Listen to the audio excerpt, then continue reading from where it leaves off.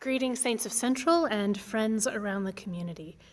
In our scripture, we hear a story about someone who has been infected by a disease that is common but is impacting him substantially. He goes to a servant of God and asks for guidance on how to manage this and is told, go wash yourself in the river. And he says, why would I do that? This is so common. This doesn't make enough sense. Why would I do this? And his servant says, you would have done a heroic thing to make a difference and to make yourself well. Why would you not go wash? And so Naaman goes and washes and is cured of his illness. Right now, we are living in a time where conversations about coronavirus are happening all around us, constantly. And one of the main things that we are being told to do is to wash our hands, a simple thing that has substantial impact.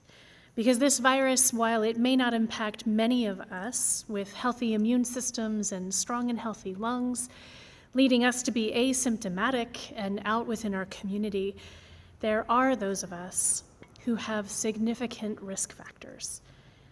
Any of our congregational members or community members over the age of 70 are at great risk from this virus. And those of us like myself who have lifetime lung diseases, we are also at great risk. And so it has been recommended that we practice social distancing. This is not isolation. This is not an opportunity to hide away, but it is a place and a time to set some distance between ourselves so that we are able to keep the impact on our medical community at a kind of constant low. It's called flattening the curve. With those who are asymptomatic out in our community and the virus beginning to spread, if we don't take the simple precautions of things like washing our hands and stopping some of our gatherings, the curve of the spread of the virus goes really high, really fast. And we saw that in China. But if we set apart ourselves and do some social distancing techniques, then the curve is a little more even. The same amount of people are going to be contracting the virus, but it will be over time, and our resources will be there to meet the need. It is with this that we are asking you, like Naaman, to do the simple things that are being asked of you. We are implementing some more social distancing around Central for the time being. Tonight will be our final Lenten Vespers series. Come and gather, but keep about 6 feet between you and the next person as we go through our Lenten evening prayer. And after this, we will not be gathering on Wednesday evenings. On Sunday mornings, we will continue to gather because we are blessed with a very large sanctuary. And so you are encouraged to sit with some distance between you, which is completely opposite of what I normally recommend. But we are able to continue to have many people here in worship because we have the space to have some distance between us. So you are welcome to come. And anyone who is in at-risk categories, whether you are older, whether you have a lung or a respiratory illness that is underlying, if you have cancer or are immunocompromised, these kinds of pieces, please stay home. We have been live streaming our worship here at Central for many years. You are able to watch safely from home. And if you need help in figuring out how to access that on Facebook, please contact and we will do our best to get you set up so that you can find the live stream right when it's happening or watch it back at your convenience. We will not be having fellowship directly after worship for the rest of Lent. This is one of those times where our fellowship hall is smaller than our sanctuary. And so in order to continue to protect the most vulnerable among us, we will not be having coffee hour.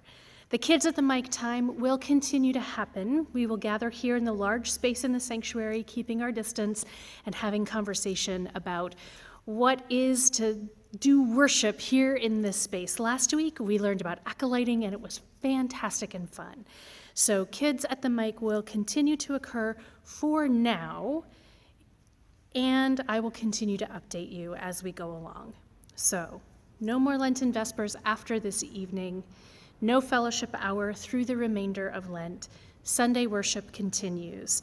Please continue to find ways to keep yourself safe. And I want to say, as someone who has asthma, as someone who is taking her inhaler a lot and was recently sick a couple months ago, that it's okay to stay home. It is hard to make that choice. It is difficult to not remain as active as always and to feel perhaps like you are overreacting to the threat. And this is a serious situation. And those who are in these at-risk categories have been asked to please take care of yourself. If you need to think of it as saving a hospital bed for someone else who is unable to stay home at this time, then think of it that way. Whatever you need to do to remind yourself it's okay to not go to that large gathering. It's okay to stay home and watch worship online. It's okay to do those things. It is a hard choice to make. I am fully aware, and it is important that we do so. In this month, of course, our ongoing bills and maintenance and all of those pieces continue. So if you are unable to make it to worship and you normally make your donation to support our ministries when you are here on site, please know that you can send your donations in through the mail or make a donation online.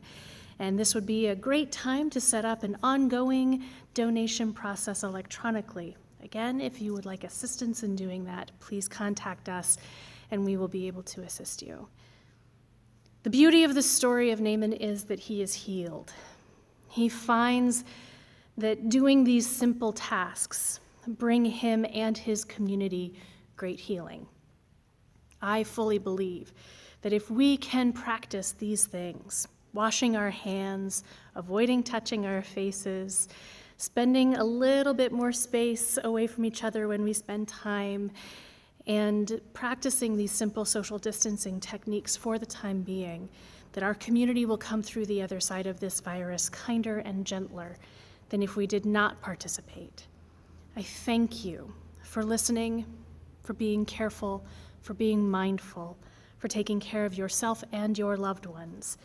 And until I physically see you close by again, carry on in joy and know that you are loved by God, no matter what.